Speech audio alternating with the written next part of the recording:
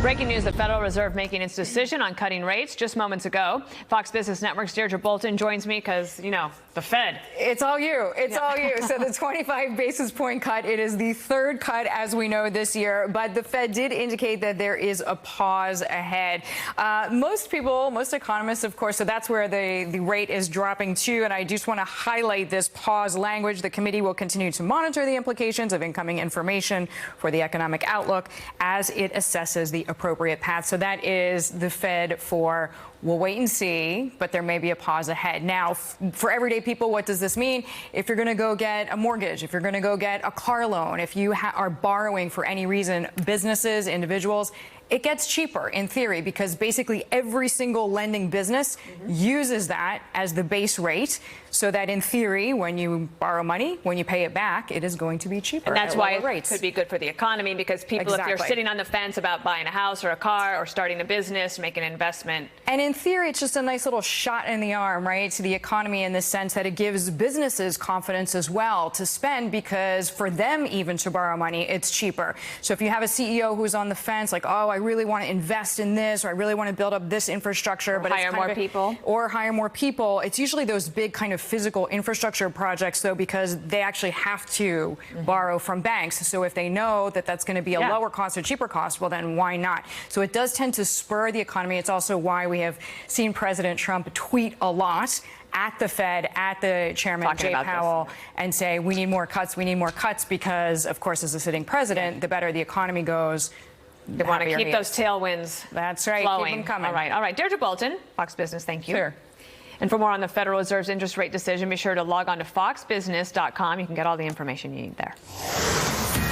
Also on the Hill, House lawmakers gearing up for their big vote on impeachment. Yesterday, Democrats unveiled the text of their resolution. In the next hour, the House Rules Committee, they're going to meet up. They're going to mark up this bill. And our senior producer for Capitol Hill, Chad Pergram, says, think of the committee like the gateway to the House floor. Nearly every measure has to go through it. The committee will consider proposals from Republicans, though he says it's likely Democrats will reject them. We should only add to claims from the White House that the resolution shows the entire process has been, quote, an illegitimate sham from the start. Ken Starr is a former independent counsel in the Whitewater investigation. The Republicans had been saying this process is too much in the dark. You should go ahead and take the vote on it. Put yourselves on record if you're really going to do this. Now the Democrats are doing that, but will it satisfy on the process end of things? Well, it's a step in the right direction. I think there are a number of questions about the resolution, the draft that we have seen, so it does have to go through the Rules Committee process, and perhaps some changes will come out. The most important thing is that we're now going to have sunshine that we've all been waiting for these now many weeks, because how can we assess witness credibility?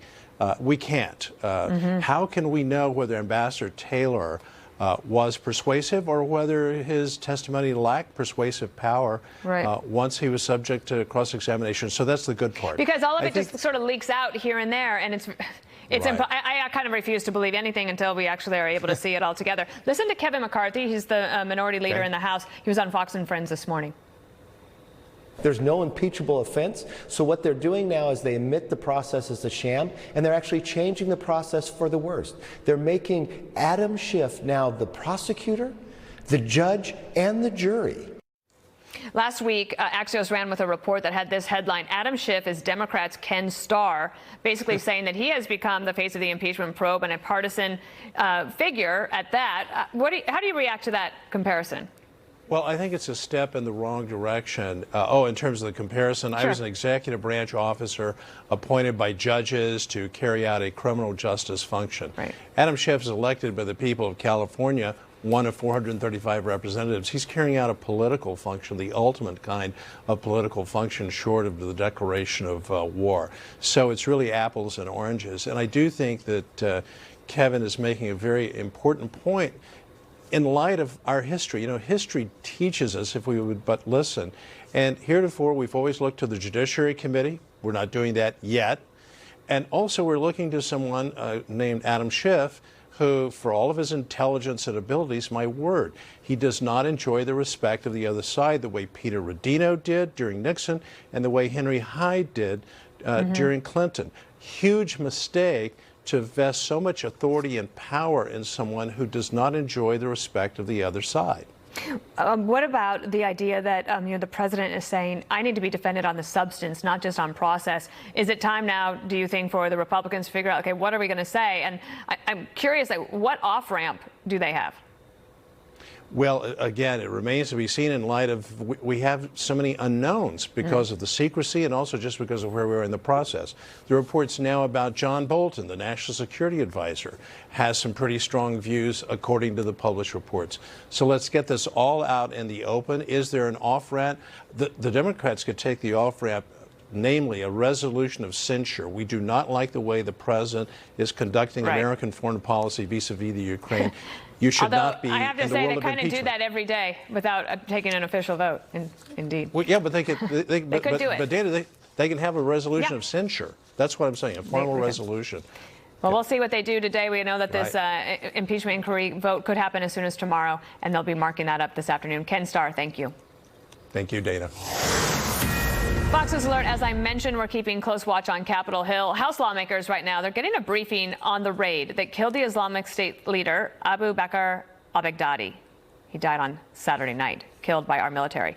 The Joint Chiefs of Staff Chairman, the Defense Secretary, and the Acting Director of National Intelligence are all in the room. The Senate is going to get its turn to hear from them in the next hour, and we will keep you posted. A new claim is coming in about the death of Jeffrey Epstein. Why one forensic psychologist alleges that the suicide might actually not be the cause of death. Attention veterans.